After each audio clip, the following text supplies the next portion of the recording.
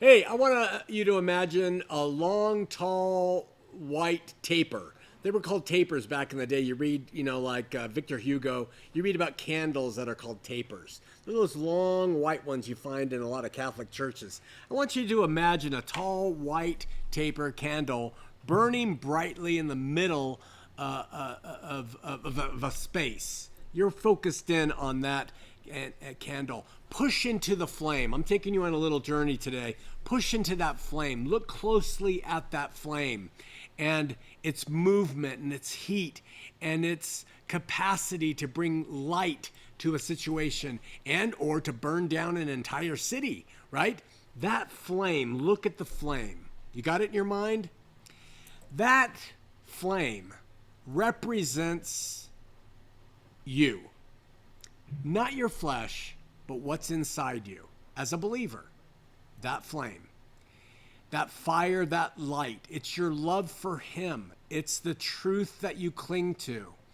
And Jesus said, light that candle and don't put it under a bushel, but set it so that all the people can see it, right?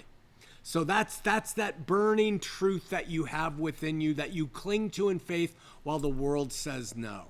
That's the real you. And it is what will go to God when you die. That flame within. You see someone pass away, you see their body laid down, that's not them. Anybody can tell that's not them.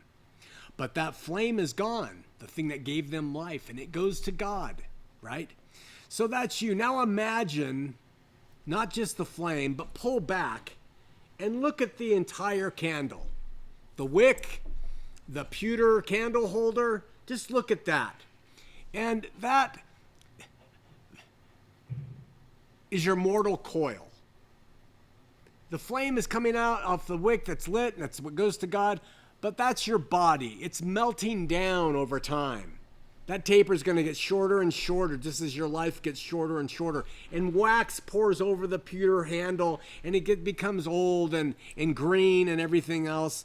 The flame remains all the way down to the end of that life, and then it will just go out because there'll be no more wax to sustain it, right? And the flame goes to God.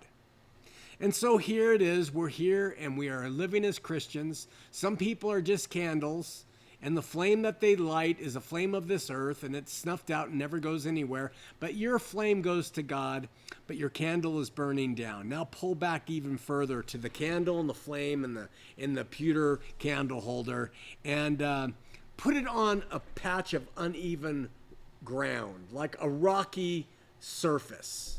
Just pull back a little bit and see that rocky surface on which your candle, your body, your taper is sitting. It's imbalanced. It's not great, right?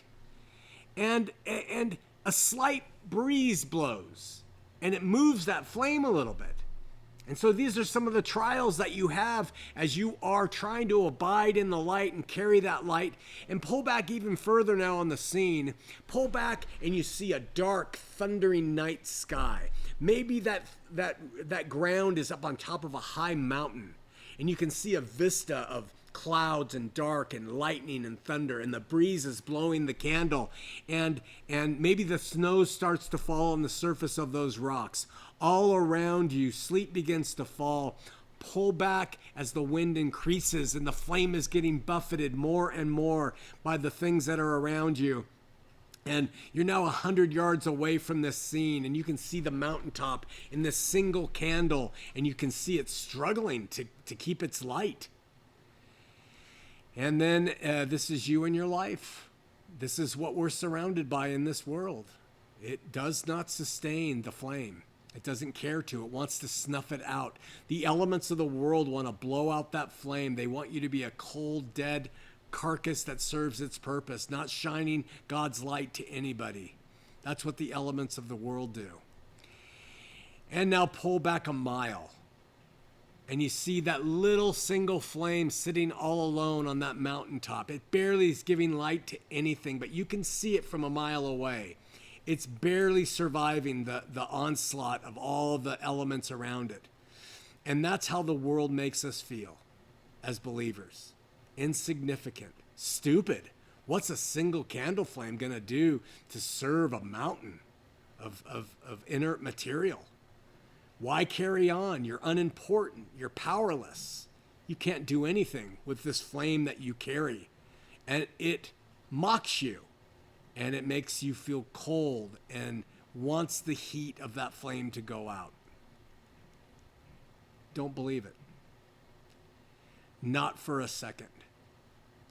Fortify that flame by the reading of the word.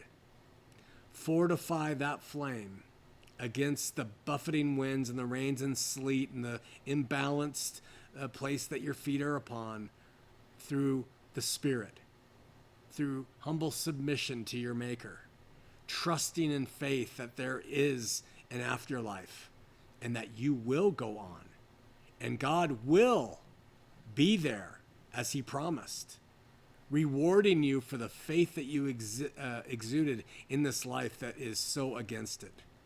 Stay lit. Stay in the heavenly way. Keep the eternal perspective, my friends. Someday that flame will powerfully and gloriously dispel and repel every facet of dark that once threatened its existence. Have a great week. We love you.